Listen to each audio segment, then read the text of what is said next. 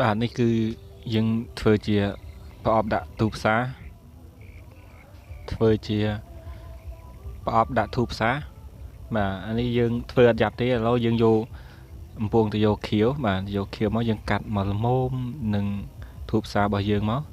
ហើយមួយទៀតគឺក្តុងបាទអានេះគឺក្តុងដបទឹកក្រូចបាទបងប្អូនរើសយកអាមកល្មមដែលអាច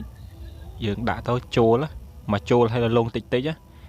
បាទបន្ទាប់មកគឺយើងយកភ្លើងបាទយកភ្លើងរ៉ូលបែបណាក៏បានដែរប្រើជាអាគៀសរ៉ូលក៏បានអាកម្ដៅរ៉ូលក៏បានតែខ្ញុំអត់មានខ្ញុំប្រើដេចខាត់រ៉ូលប៉ុន្តែមិនគួរធ្វើដូចខ្ញុំទេបងប្អូនព្រោះខ្ញុំរ៉ូលរួចហើយនេះវីដេអូខ្ញុំបានធ្វើអញ្ចឹងខ្ញុំរ៉ូលហើយវាមានបញ្ហាបងប្អូនមានបញ្ហាអីគឺដេចខាត់យើងខូចបាទហ្នឹងវីដេអូមួយហ្នឹងគឺចំណាយដេចខាត់មួយហ្នឹងឯងបាទព្រោះមានអីមើលរ៉ូលទៅវាឆេះក្បាលដេចខាត់ទៅបងប្អូនរ៉ូលមិនទាន់បានចិត្តល្អហើយណាមើលនៅលងខ្លុចហ្នឹងអញ្ចឹងយើងរ៉ូលថែមទៀតយើងរ៉ូលទាល់តែវាហ្នឹងណែនបាទដល់ពេលអានេះជាកៅផ្លាស្ទិកបងប្អូនផ្លាស្ទិកពួកដបទឹកក្រូចហ្នឹងតើវាត្រូវការតើវាត្រូវភ្លើងខ្លាំងគឺវានេះហើយដឹងតើវារឹតឡើងណែនខ្លួនវាបងប្អូនឃើញទេកំហុសឆ្គងគឺដាច់ហើយដាច់ក្បាលមួយហើយខូចហើយបាទឥឡូវអត់កើតទេខូចបាត់ហើយនឹងមានស្អីទៀត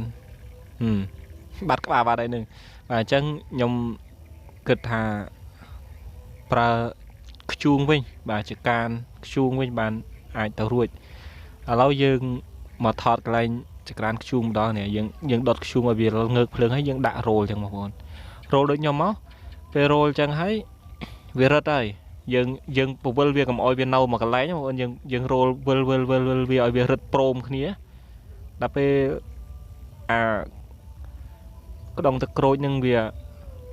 ត្រូវកម្ដៅវាចាប់ដើមរួមតូចដល់ពេលវារួមតូចទៅវាធ្វើឲ្យរឹតបំពងហ្នឹងឯងរឹតណែនបដ ហើយយើងអាចយកទៅដាក់លួសផ្សារបានហើយធូបផ្សារបានហើយអាហ្នឹងគឺយើងការពារកុំឲ្យវាសើមបាទត្រូវភ្លៀងក៏អត់ខ្វល់ដែរព្រោះយើងមានប្រអប់ហើយបាទហើយធម្មតាធូបផ្សារតែយើងប្រើយូរយើងទុកចោលវាឡើងជាតិសំណើមអញ្ចឹងវាសើមអញ្ចឹងវាអត់ប្រើអត់ស្រួលអញ្ចឹងណាអញ្ចឹងអានេះគឺវិធីសាស្ត្រមួយដែលយើងអាចដាក់នៅក្នុងកំប៉ុងមកគឺយើងប្រើបានយូរចង់មកប្រអប់នឹងប្រើ2-3 ឆ្នាំក៏មិនបញ្ហាដែរបងប្អូនព្រោះយើងដាក់ក្នុងប្រអប់អញ្ចឹងវាអត់មានត្រូវសើមវាអត់មានស្រូបសំណើមទេគឺធ្វើតែម្ដងហ្នឹងប្រើមួយជីវិតដែរបងប្អូនអើយបាទឥឡូវយើងដូរទីតាំងថតម្ដងទៀតហើយគឺយើងយកមកថតនឹងកន្លែងធូបផ្សារយើងតែម្ដងបងប្អូនបាទនេះរួចរាល់ហើយគឺណែនមើលល្អបាទឥឡូវស្រោម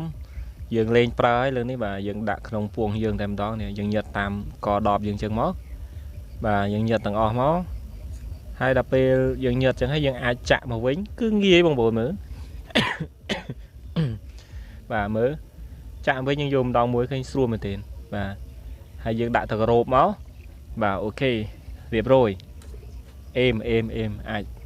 គំនិតនេះអាចយកទៅប្រើប្រាស់បានបងប្អូនមិនជាបញ្ហាទេគឺយើងអាចធ្វើបានទាំងអស់គ្នាហើយយើងអាចយកប្រើប្រាស់ស្រួលបាទស្រួលសម្រាប់យើងជាជាងបាទគំនិតចែកលេខបន្តិចបន្តួចអញ្ចឹង